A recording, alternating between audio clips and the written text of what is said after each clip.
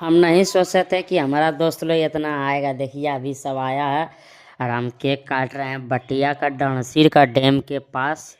तो आप सब जितना भाई लोग हैं सब देखिए कमेंट कीजिए। हम लोग का केक काट रहे हैं हम विवेक भाई, दोनों का बर्थडे था, सोचे दोनों साथ में काट लेते हैं। और अभी हम आए हैं, मेरे राइस वीरू सब आया है, मतलब काफ़ी सारा मेरा दोस्त लोग आया है अपना अपना बाइक से।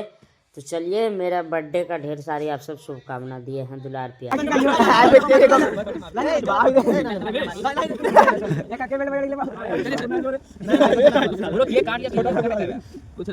चलो धीरे धीरे फोटो लेकर